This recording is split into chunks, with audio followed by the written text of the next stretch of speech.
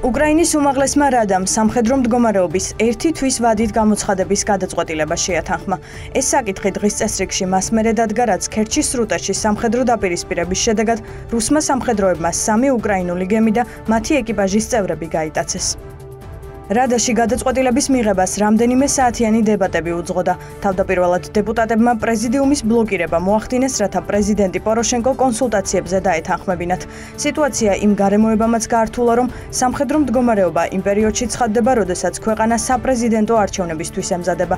საბოლოოდ პრეზიდენტი დათანხმდა სამხედრო მდგომარეობა თავდაპირველად გათვალისწინებული 60 დღის ნაცვლად 30 დღით გამოეცხადებინათ. ამასთანავე პრეზიდენტმა პირობა დადო, რომ არ შეზღუდავდა მოქალაქეთა კონსტიტუციურ უფლებებს და საპრეზიდენტო არჩევნებსაც ვადების დაცვით 31 მარტამდე დანიშნავს.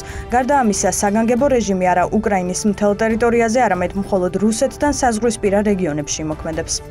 როგორც უმაღლესი მთავარსარდალი, მე ყველა ხონეს მიმართავ, რომ ჩავეტიოთ ამ შემჭიდროვებულ ვადებში და ერთ თვეში მაქსიმუმი გავაკეთოთ ჩვენი თავდაცვის უნარიანობის ასამაღლებლად, რათა შევძლოთ სათანადო რეაგირება მოვახდინოთ და მოვიგერიოთ აგრესორი ქვეყნის რუსეთის შეტევა. პარალელურად უკრაინულ-რუსულ დაპირისპირებას ეხმაურება მსოფლიოც.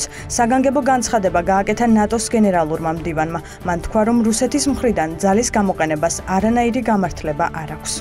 ალიანსის ყველა მოკავშირემ გამოხატა უკრაინის ტერიტორიული მთლიანობის და სუვერენიტეტისადმი სრული მხარდაჭერა. ჩვენ მოვუწოდებთ რუსეთს დაუყოვნებლივ გაათავისუფლოს დაკავებული უკრაინელი მეზღვაურები და მათი გემები.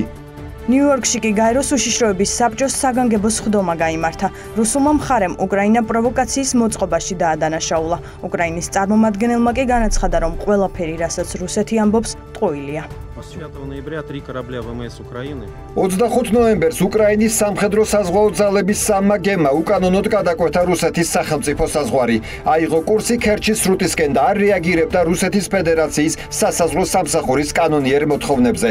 ამგვარ ნაბიჯებს განვიხილავთ როგორც რუსეთის სუვერენიტეტის დარღვევას. უკრაინული მხარის უკანონო ქმედებებმა ჩვენს მესაზღვრეებს ძალის გამოყენება აიძულა.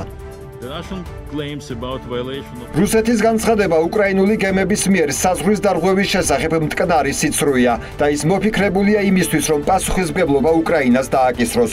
რუსეთი გამიზნულად მანიპულირებს ფაქტებით და არ აქცევს ყურადღებას მტკიცებულებებს. უშიშროების საბჭოს სხდომა, როგორც მოსალოდნელი იყო რეზოლუციის მიღების გარეშე დასრულდა. სიმფეროპოლის სასამართლო კი დღეს დაკავებული უკრაინელი მეზღვაურებისთვის სასჯელის ზომაზე იმსჯელებს. 3 უკრაინული გემი, რომელთა შორის 2 საარტილერიო კატერი იყო, ერთი კი ბუქსირი კვირას დილას შავ ზღვაში ქერჩის სრუტის მიმართულებით მოძრაობდა, რა დროსაც ისინი რუსეთის სასაზღვრო გემებმა გააჩერეს. რუსულმა სპეცრაზმა კი ისინი მოიტაცა. ამასთანავე რუსებმა უკრაინულ გემებს ცეცხლიც გაუხსნეს და დააზიანეს. დაჭრილია 6 უკრაინელი სამხედრო.